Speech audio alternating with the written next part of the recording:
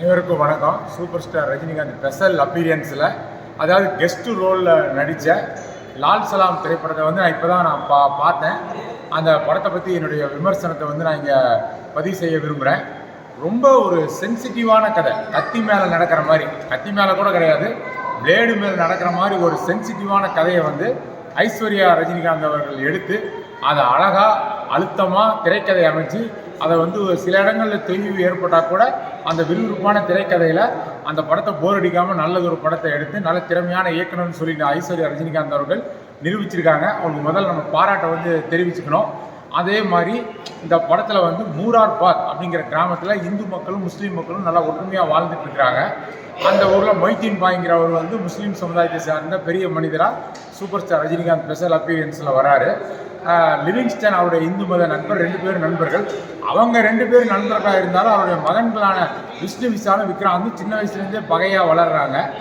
இந்த சூழலில் வந்து இந்த உள்ளூர் அரசியல்வாதிகள் ஓட்டுக்காக இந்த கிராமத்தில் வந்து ஒரு கிரிக்கெட் போட்டியை பயன்படுத்தி, மதத்தை பயன்படுத்தி ஒரு பிரிவினையை உண்டாக்கி 2க்கும் மோதல் வந்து ஏற்படுத்துகிறாங்க.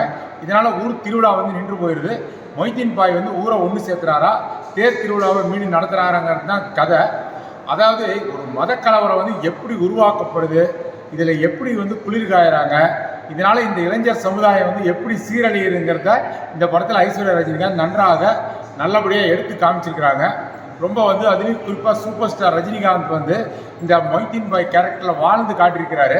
தன் பிள்ளையோட கை துண்டானது உடனே கதறி அழுவது, கதறுவது, ரவுடிகளை இறங்கி கட்டி அடிப்பது, நல்ல ஆழமான அர்த்தம் பொதிந்த மத நல்லிணக்க வசனங்களை பேசுவது என்று சொல்லி நல்ல ஒரு அற்புதமான நடிப்பை வந்து மனம் நிறைவாக குறைந்த காட்சிகளே வந்தாலும் மனம் நிறையும்படி ஒரு நல்ல நடிப்பை வழங்கியிருக்கிறாரு.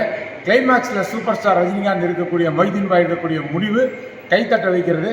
ரொம்ப அற்புதமான ஒரு முடிவு, கிளைமேக்ஸ் அற்புதமாக இருக்குது. விஷ்ணு விஷாலும் விக்ராந்தும் கனக்கச்சிதமாக தங்கள் பாத்திரங்களை உணர்ந்து அழகாக நடிச்சிருக்கிறாங்க. இறுதி காட்சியில் 2 பேரும் வந்து நெஞ்சம் நெகிழ வச்சிடுறாங்க.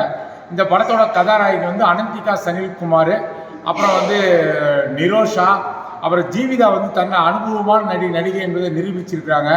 செந்தில், KS ரவிக்குமார், லிவிங்ஸ்டன், அப்புறம் மூணார் ரவி, ஆதித்ய மேனன், நந்தகுமார், இப்படி எல்லா நடிகர்களும், தம்பி ராமையா, எல்லாருமே அவங்கவுங்க பாத்திரத்துக்கு ஏற்றபடி மிக நல்ல முறையில் நடித்து இந்த படத்தை சிறப்பாக ஒரு படமாக இருக்கிறதுக்காக நல்லா நடிச்சிருக்காங்க. கிரிக்கெட் வீரர் கபில் தேவ் சில காட்சிகளே வந்தாலும் அவரை பார்ப்பதற்கு அழகாக இருக்கிறது. 80s நினைவுகளை தூண்டுகிறது. கபில் தேவ் சில காட்சிகள் வருவது கண்கொள்ளா காட்சியாக இருக்கிறது. விவேக் பிரசன்னா வந்து வில்லனாக வந்து மிரட்டி இருக்கிறாரு. நல்ல ஒரு வில்லன். AR ரஹ்மானோட பின்னணி இசை வந்து கதையோடையும் காட்சியோடையும் நம்மளை ஒன்றி போய் சொல்கிற அளவுக்கு AR ரஹ்மானோட பின்னணி இசை வந்து அமைச்சிருக்குது.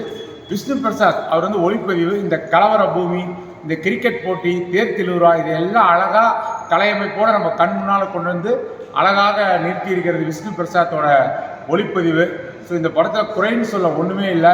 நல்ல ஐஸ்வர்யா ரஜினிகாந்த் அவர்கள் நல்ல ஒரு இந்த அனைத்து சமூக மக்களும் வந்து ஒற்றுமையாக வாழ வேண்டும் என்ற கருத்தை வலியுறுத்தி இந்த நல்லா ஒற்றுமையாக இருக்கிறவங்கக்கிட்ட மதத்தை வச்சு பிரிவினையை உண்டாக்கி அதில் குளிர்காய நினைக்கிறவங்களுடைய நெத்தி போட்டில் அடிக்கிற மாதிரி ஒரு கதையை வந்து அற்புதமாக சொல்லி இயக்கி நல்ல திறமசாலியான இயக்குனர்னு சொல்லி இனி அடையாளம் காணப்படுவார்கள். மொய்தீன் பாய் அவருக்கு வந்து சலாம் அலைக்கும், அதாவது சூப்பர் ஸ்டார் ரஜினிகாந்துக்கு மனமார்ந்த பாராட்டுகள்.